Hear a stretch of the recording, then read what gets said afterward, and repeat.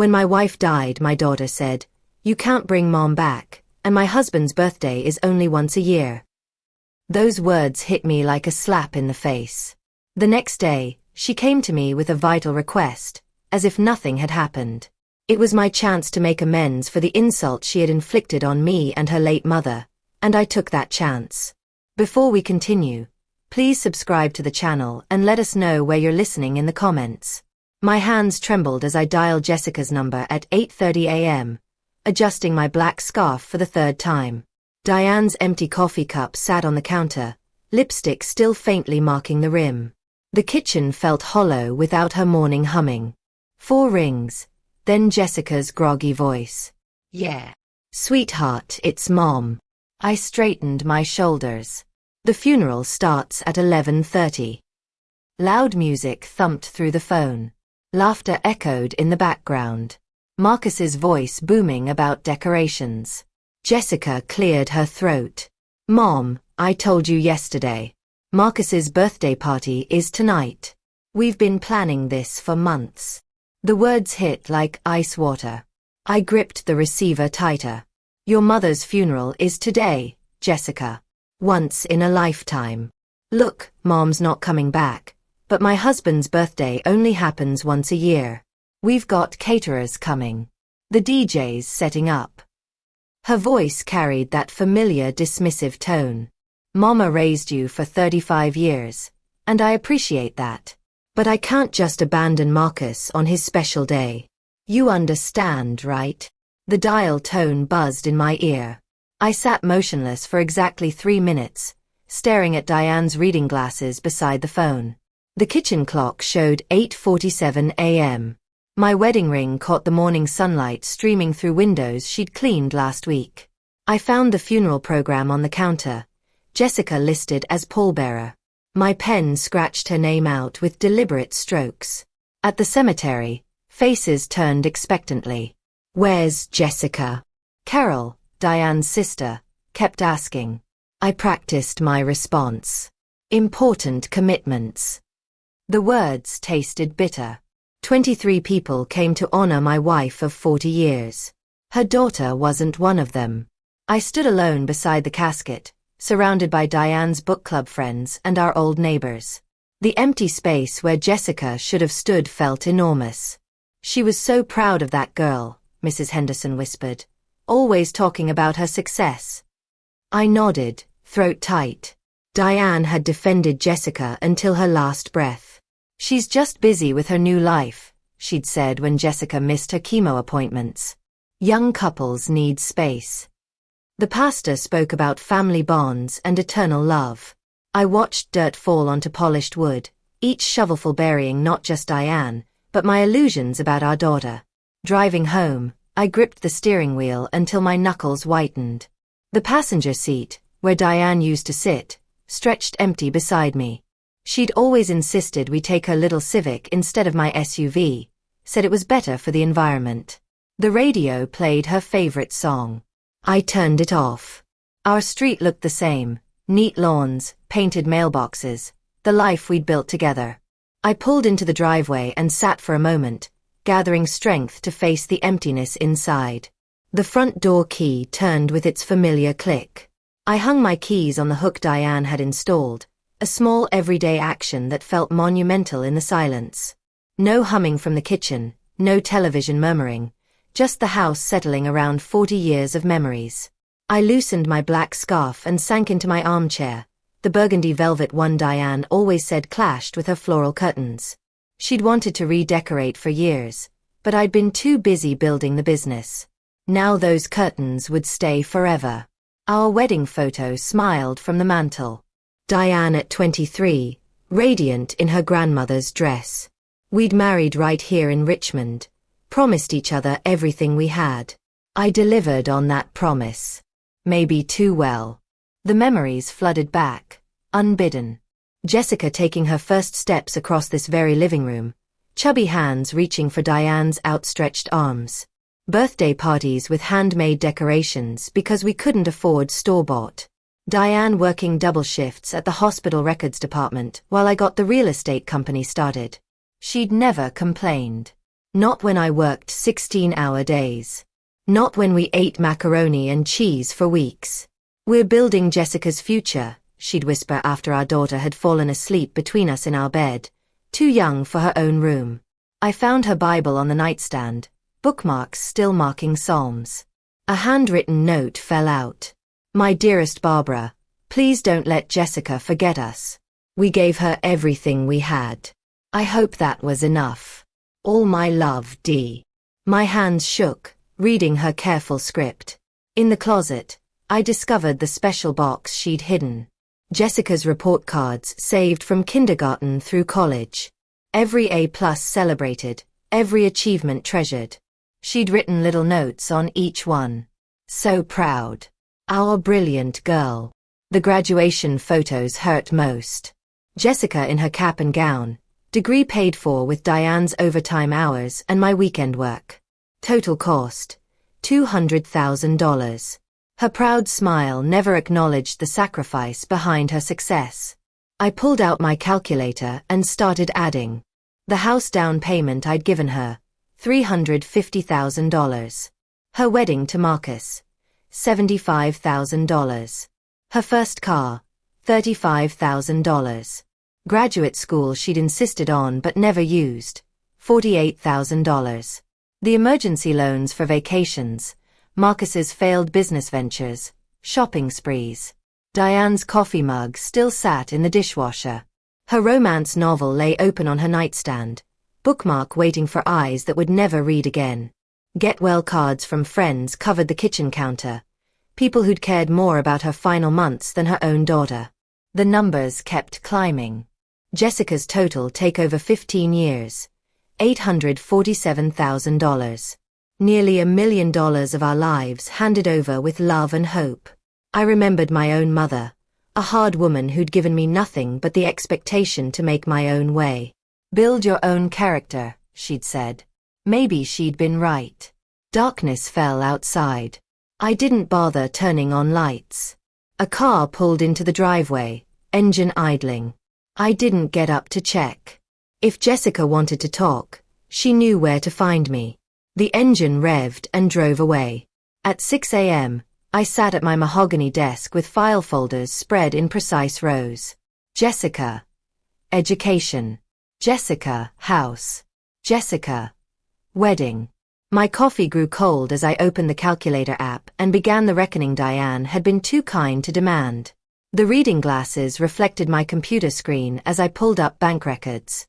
15 years of transactions, each one marked transfer to Jessica, or loan, Jessica emergency.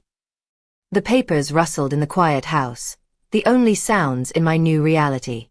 College tuition first, 4 years at $52,000 each. I remembered writing those checks, Dianne working extra shifts to cover our own bills while our daughter partied at Virginia Commonwealth University. Then graduate school, another $48,000 for an MBA she'd never used, dropping out of the program to find herself in Europe. That European trip, $35,000. Just temporary, Mom, until I get established. The house purchase nearly broke us. Jessica at 25 standing in our living room with Marcus's ring on her finger. We found the perfect place, but we're a little short on the down payment. $350,000. I'd co-signed the mortgage, covered every penny of the down payment. Family helps family, Jessica had said, hugging me tight. I'll pay you back once the business takes off. What business? She'd been working for me since graduation, drawing a salary she hadn't earned, while learning skills I'd hoped she'd value. Dianne's secret notebook fell from the files. Her handwriting documenting every sacrifice. Anniversary dinner cancelled. Needed $5,000 for Jessica's car repair. Postponed my doctor visit. Jessica's wedding costs higher than expected. Bought generic groceries this month. Sent Jessica money for Marcus's birthday. Her final note cut deepest. We gave Jessica everything. I hope she remembers us kindly.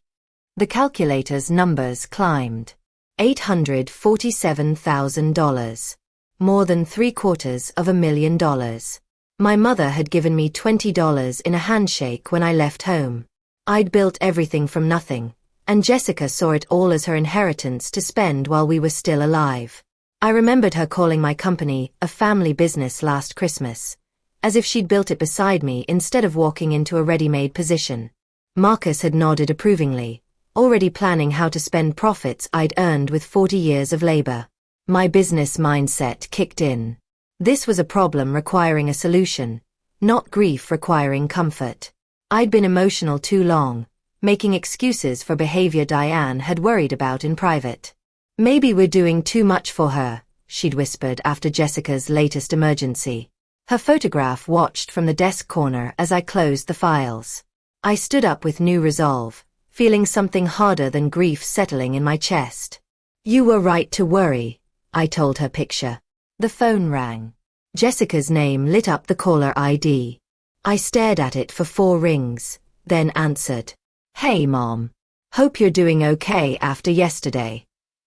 Jessica's voice carried that familiar cheerful tone, the one she used when she needed something. I noticed she didn't mention the funeral specifically, didn't ask how I was coping without Dianne. I'm managing. I kept my voice steady, staring at the financial documents scattered across my desk. Good. Listen, I'm calling because we need to cover some unexpected costs. Marcus's party went amazing, but we kind of went overboard. You know how it is, you only turn 32 once, right? In the background, I could hear Marcus's voice. Tell her about the DJ. Yeah, so we hired this incredible DJ, took everyone to that new steakhouse downtown, got Marcus this gorgeous diamond watch. He deserves the best, you know. But now the credit card bills are coming in and we're looking at about $15,000 in immediate payments. 15,000. I calculated quickly. Loan number 47 over 15 years. Yesterday I'd buried my wife. Today my daughter wanted money for a party. So can you just wire it to my account today? Marcus is really stressed about the bills, and you know how he gets when he's worried. The moment stretched between us. I looked at Dianne's photograph, then at the neat columns of numbers documenting Jessica's total cost to our marriage. No. Silence. Then, what do you mean no? Is there a problem with the bank? I mean no, Jessica. I won't be giving you any more money. The cheerful mask slipped from her voice. Are you seriously saying no to me right now, after everything we've been through this week? Everything we've been through? As if she'd suffered through Dianne's funeral instead of throwing a party. You're 35 years old, Jessica. So what does that have to do with helping your daughter out of a jam? It's not like you can't afford it. Marcus's voice escalated in the background. Tell her we need that money. We already spent it. I said no. The words felt strange in my mouth, the first time I'd ever denied Jessica anything. This is unbelievable. Her voice turned cold. Mama just died and you're being petty about money. She'd want you to help us. The manipulation was so casual, so practiced. How many times had she played this card? How many times had Dianne and I folded because she invoked family loyalty? Your mother wanted you at her funeral. Jessica's breathing grew harsh. Fine. We'll figure this out ourselves.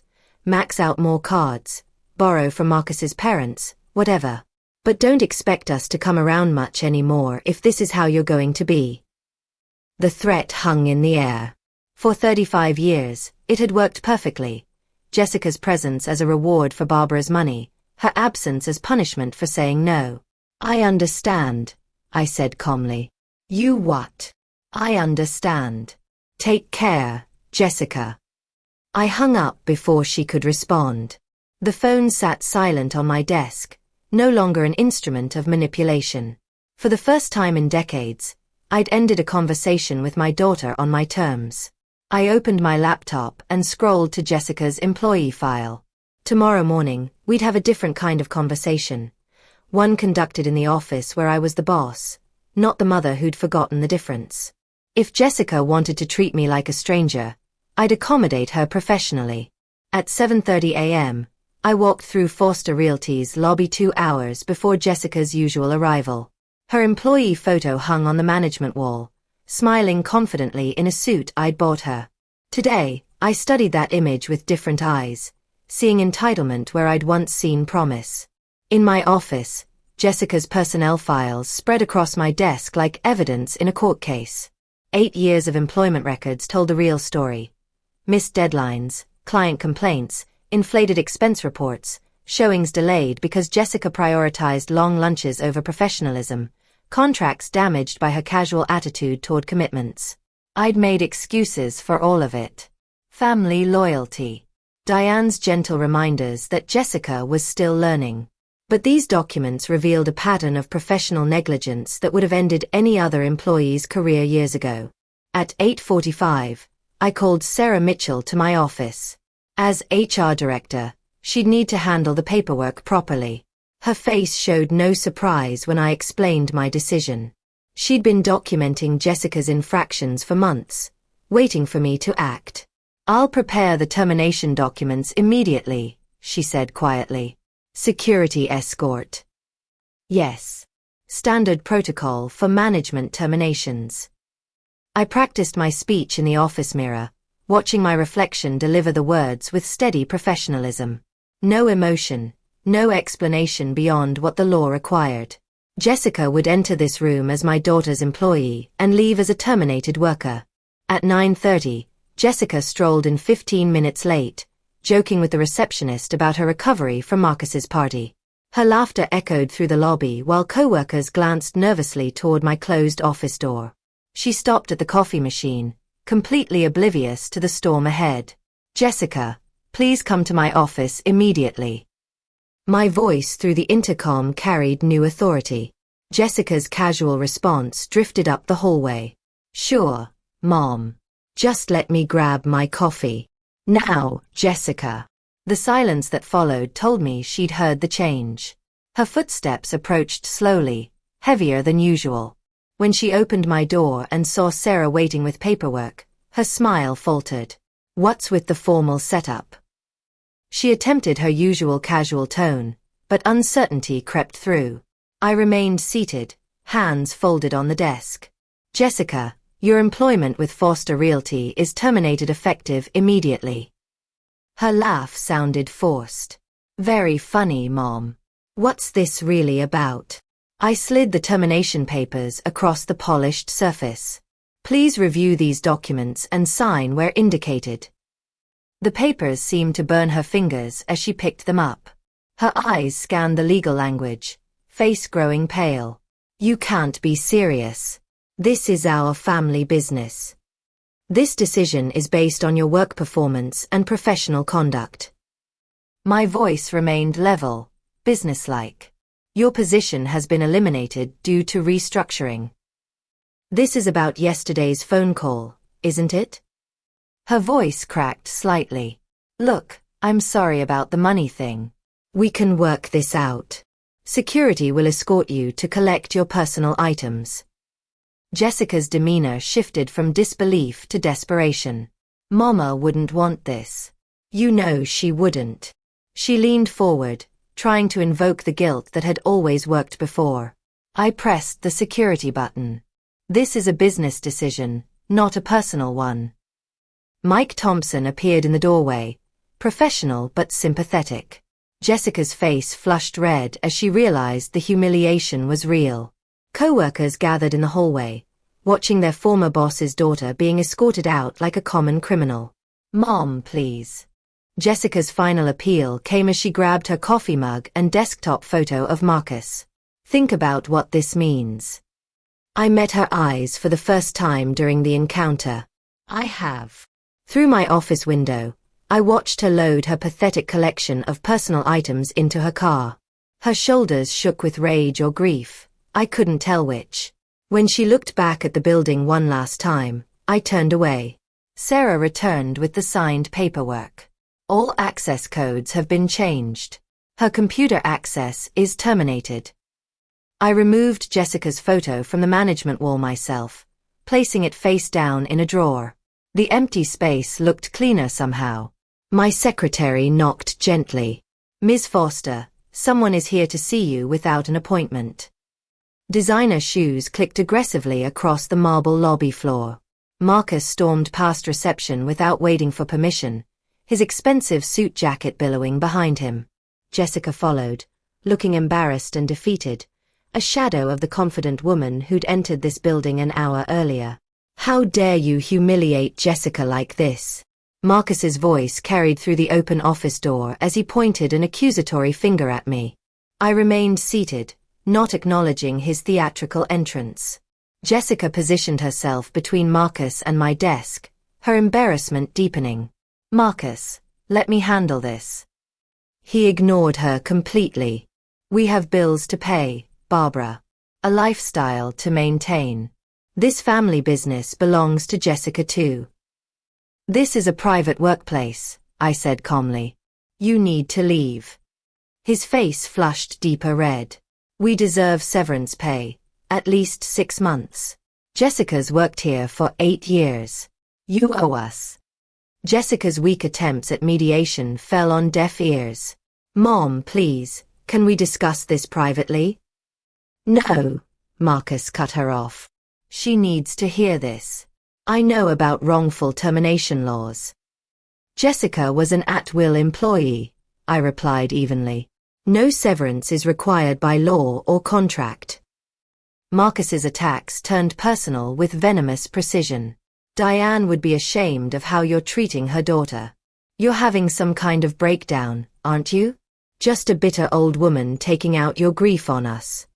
Jessica's face went white. "Marcus, please don't say that." My jaw tightened, but I maintained composure. This was exactly the reaction I'd expected from him. Manipulation disguised as righteous anger. Jessica tried desperately to regain control. "Mom, I know I messed up with the funeral. I am sorry. But destroying my career won't bring Mama back. Think about what this means for our family, for future grandchildren." The words hung in the air like smoke from a dying fire. I looked at this woman who shared my DNA but none of my values. What family? Marcus's financial threats escalated quickly. "We'll sue for our share of Dianne's estate. Jessica is entitled to half of everything. We know about the life insurance policy. Dianne left everything to me." The simple truth deflated his bluster momentarily. "That's impossible. We're consulting a lawyer." I pressed the security button as Marcus's voice reached dangerous levels. Mike Thompson returned with backup, their presence filling the office doorway. Several employees had gathered in the hallway, drawn by the commotion. "I'm not leaving," Marcus screamed as security approached. "This is theft. This is abuse."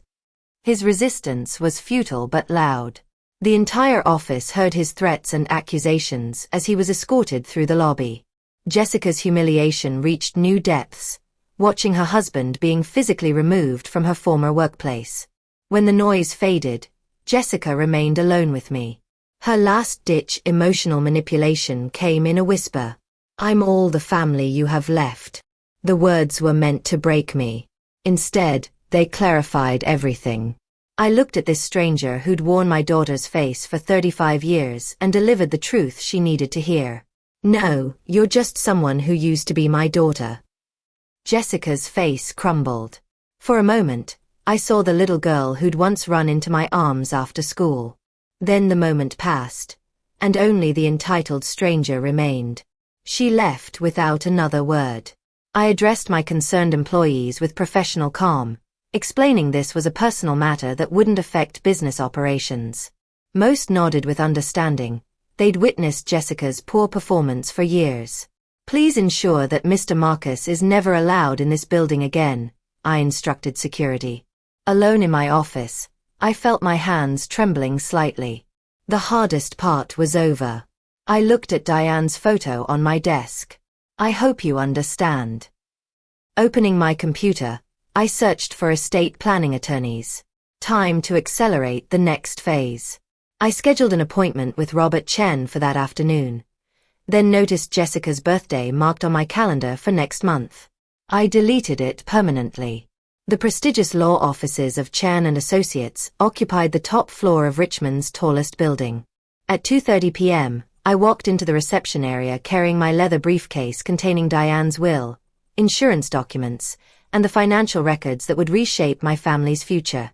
The receptionist recognized me immediately, escorting me directly to Robert Chen's corner office. Afternoon sunlight streamed through tall windows overlooking downtown Richmond, illuminating rows of law books and active case files that created an atmosphere of serious business. Robert rose from behind his mahogany desk, concern evident in his eyes. We'd been friends for 20 years. He'd handled Dianne's will, my business incorporation, and countless legal matters requiring discretion. "How are you holding up, Barbara?" His voice carried genuine sympathy. I declined his offer of coffee and settled into the leather chair across from his desk. "I need to make some changes to my estate planning." Robert's expression shifted to professional mode. "Of course. Updating beneficiaries after Dianne's passing is standard." "No." I opened my briefcase and extracted the documents. "I'm removing Jessica entirely." The words hit Robert like a physical blow. His professional composure wavered as he processed the implications. "Barbara, I need to understand what's driving this decision." I explained Jessica's absence from the funeral calmly, including her exact words about Marcus's birthday party.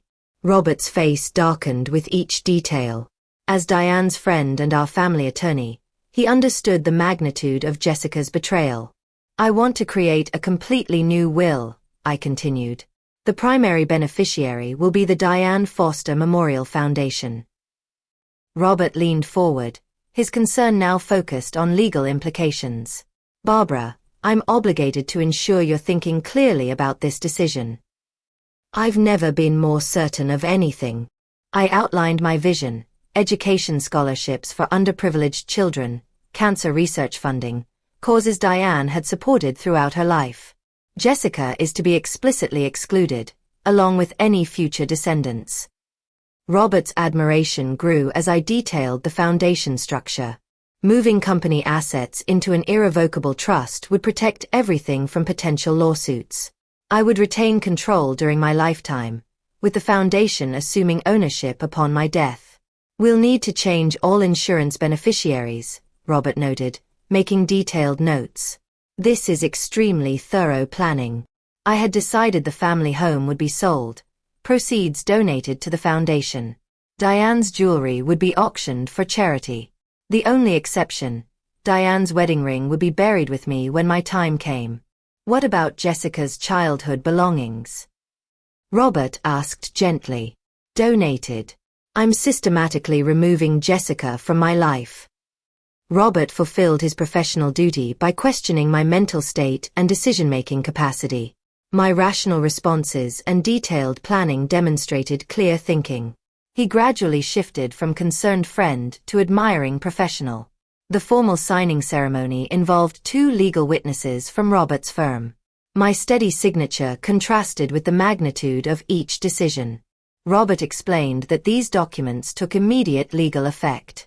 Jessica was now completely disinherited. "I want Jessica to receive formal notice of this change," I instructed. Additional legal protections followed quickly. Power of attorney documents removing Jessica's authority, medical directives excluding her from healthcare decisions, a living will with specific instructions about my care. Robert documented my mental competency thoroughly. Tomorrow I would visit banks to update all accounts, removing Jessica as beneficiary from retirement funds and investment portfolios. Robert offered to help coordinate with financial institutions. The foundation planning brought unexpected peace. I nominated Robert as a trustee, discussed the board structure, and planned the first scholarship recipients. Dianne's memory would be honored through education, something she'd valued deeply. "Dianne would be proud of this foundation," Robert said as we concluded. "She always believed in education and helping others." For the first time in days, I felt genuine satisfaction instead of cold determination. Robert understood this wasn't revenge. It was justice. My transformation from grieving mother to purposeful philanthropist was complete. We shook hands outside the law office. My phone showed 3 missed calls from Jessica, the first sign she was realizing the seriousness of her situation. I deleted the voicemails without listening and walked toward my car. The next phase awaited. The Richmond Country Club's elegant lobby welcomed me with familiar luxury. Mahogany panels, crystal chandeliers, and oil portraits of founding members created an atmosphere of old money and established values. As treasurer of the monthly board meeting, I'd walked these halls for 15 years. 12 board members gathered around the polished conference table, discussing routine club business before our official meeting. The smell of leather furniture and fresh coffee mingled with whispered conversations about recent events. William Hayes, our board president, approached with genuine sympathy. "Barbara, the memorial service was beautiful. Dianne would have been pleased." "Thank you for the flowers," I replied graciously. Carol Morton, Dianne's sister and a long-time member, joined our conversation. I kept looking for Jessica during the service. Where was she? The question I'd been expecting hung in the air. I paused, then decided truth would serve Dianne's memory better than diplomacy. Jessica chose not to attend her mother's funeral. The shocked silence spread like ripples across water. Carol's face went pale. "What do you mean, chose not to?" I delivered Jessica's exact words about Marcus's birthday party being more important. The visible disgust on board members' faces told me everything about their values Jessica had abandoned. William's wife, Nancy, had been eavesdropping from the hallway. Within minutes, she was making phone calls. The story reached the Ladies' Bridge Club within an hour, then spread through Richmond's social elite like wildfire. I returned home unaware of the social storm I'd unleashed. The first consequences struck Marcus the next morning. His tennis instructor at the exclusive club asked him to leave mid-lesson. "We prefer members with family values," came the cold explanation. Jessica's lunch invitation at the country club was rescinded with a polite but firm phone call. Their regular table at Antonio's restaurant became permanently unavailable. Marcus's confusion turned to growing anger as patterns emerged. Saturday morning brought Jessica's most humiliating moment. Her tennis foursome made transparent excuses and left early. The pro shop manager suggested Jessica might be more comfortable elsewhere. She walked to her car alone, understanding that everyone knew about the funeral. Marcus's shopping experience at the mall shattered his remaining illusions. The sales associate's cold reception replaced years of warm service. His credit application faced mysterious delays. The manager suggested he might prefer shopping elsewhere. Jessica's professional isolation proved equally devastating. Job interviews were cancelled without explanation. Former business contacts stopped returning calls. Her networking lunch at the Chamber of Commerce became awkward and brief. Potential employers knew the story before she arrived. The final straw came at Elite Salon, where Marcus's regular appointment was suddenly cancelled. Overhearing other clients discuss his heartless wife, he fled in embarrassment. The local newspaper Society columnist mentioned the disappointing absence at Mrs. Foster's service. Church congregation members expressed open disapproval. Former friends avoided Jessica and Marcus at public events. Jessica's desperate attempts to explain the situation fell on deaf ears. Her claims that I was exaggerating met with universal disbelief. Richmond's tight-knit community had rendered their verdict. Marcus's breakdown was inevitable. He confronted Jessica about their ruined reputation, demanding she fix this situation immediately. When Jessica admitted she didn't know how, he threatened to leave her if things didn't improve. I heard about these social consequences from various sources, feeling satisfaction that justice was being served naturally. Richmond's values aligned with my own: family loyalty, respect for the dead, basic human decency. Jessica had violated all of them. The community was honoring Dianne's memory by rejecting those who dishonored it. My phone rang during breakfast. The bank manager's voice carried professional concern. "Ms. Foster, Jessica and Marcus's mortgage payment is 30 days overdue. You're still guaranteeing the loan, correct?" I paused, considering the implications. "I'd like to schedule a meeting tomorrow morning to discuss changes to my guarantees." Financial pressure would complete what social exile had begun. At 9 a.m., I walked through First National Bank's marble lobby, past the oil portraits of founding members who'd built their fortunes on honest work and family values. Bank manager David Harrison's corner office overlooked the James River, where barges carried cargo that built Richmond's prosperity for generations. David's nervous demeanor was evident as he reviewed Jessica and Marcus's files spread across his mahogany desk. Mortgage papers, loan agreements, and guarantee forms created a paper trail of financial dependency that was about to end. "Barbara, I appreciate you coming in on short notice." David's voice carried uncomfortable formality. "Jessica's mortgage is now 60 days delinquent. The amount due is $18,400. I sat perfectly composed, hands folded. "I understand you need my guaranteed payment."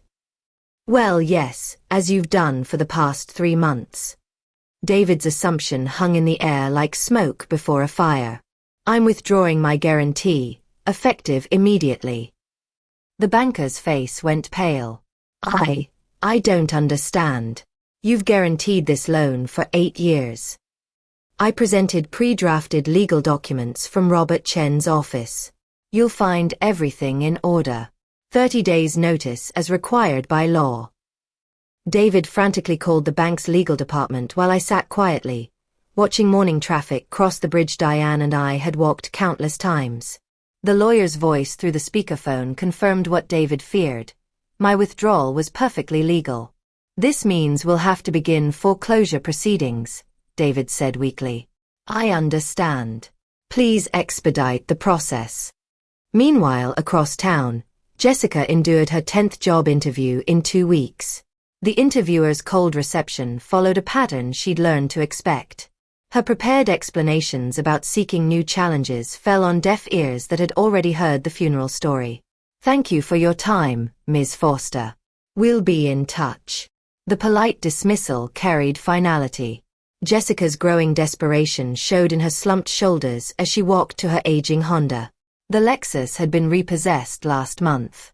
That afternoon, Marcus discovered the credit card crisis at Target. His Visa was declined for a simple purchase, razors to replace the ones he'd used up. "There must be some mistake," he told the embarrassed cashier. His angry call to the credit card company revealed the truth. "Your cosigner has withdrawn her guarantee. The account is suspended pending full payment of the outstanding balance." Marcus's public humiliation deepened as other customers watched him argue with customer service. The crystal-clear reality hit.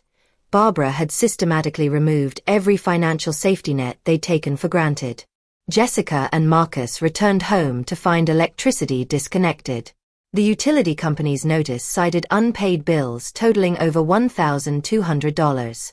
Jessica's failed negotiations with the payment department ended when they discovered her employment termination. Their first night by candlelight became a crash course in reality. Marcus paced their dark living room, dress shoes clicking against hardwood floors, accusing Jessica of destroying their lives. Her weak attempts to blame Barbara for being vindictive met with his growing hysteria. "Fix this or I'm gone," he declared with venom.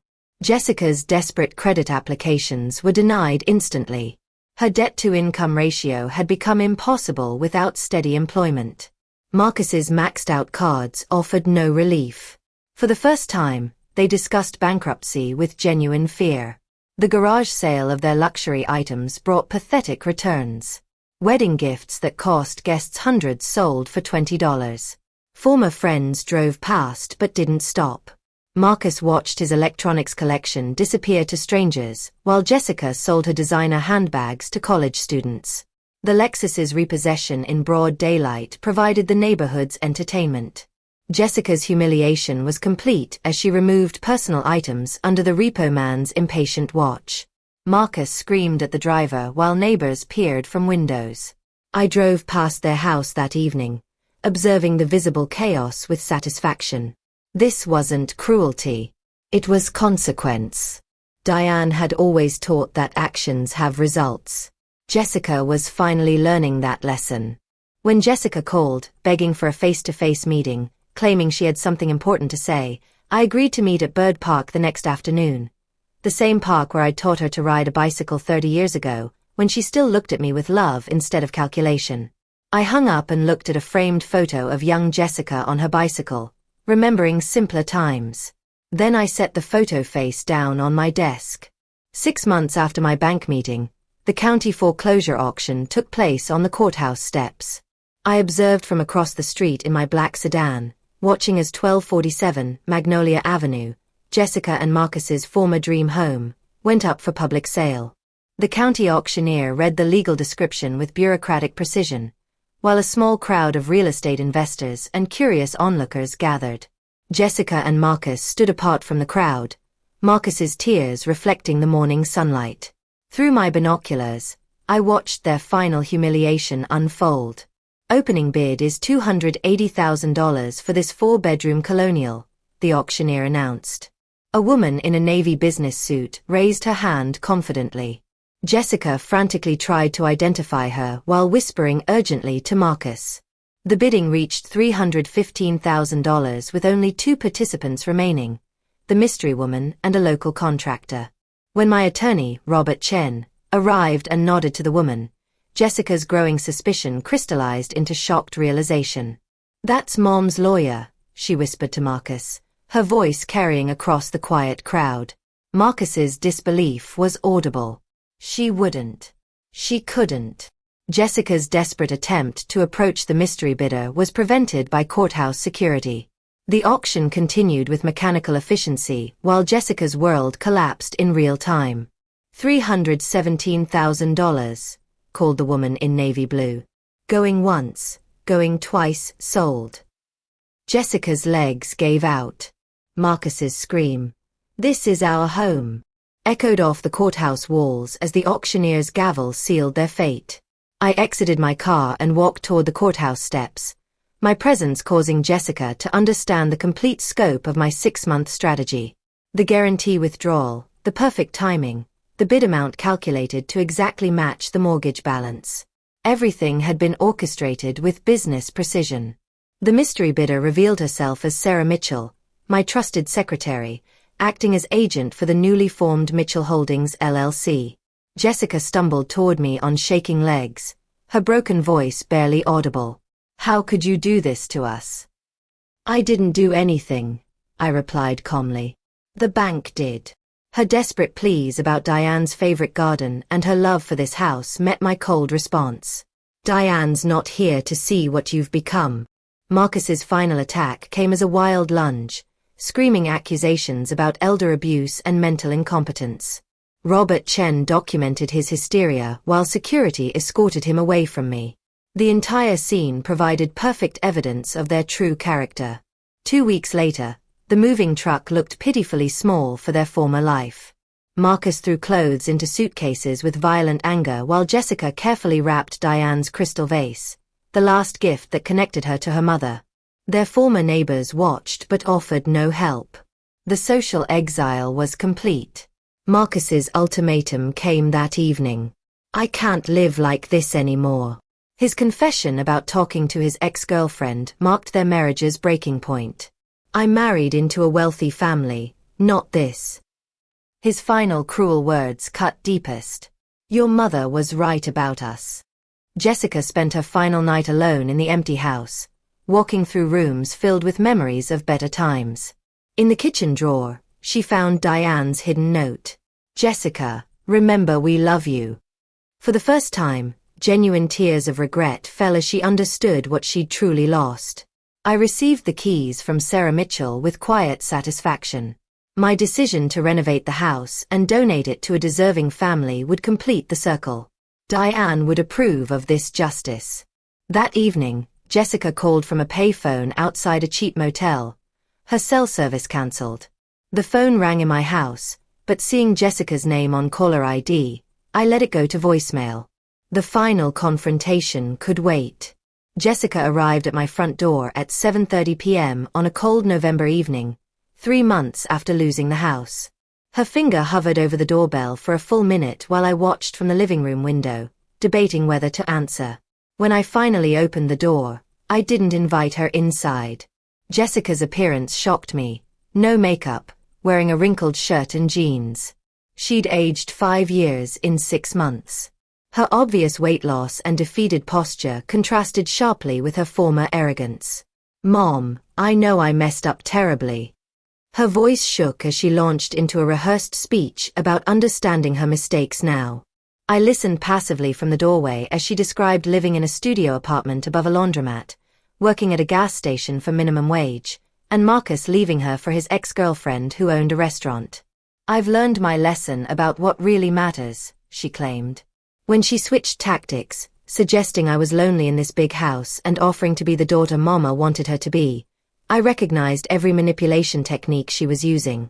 "When is your mother's birthday?" I asked suddenly.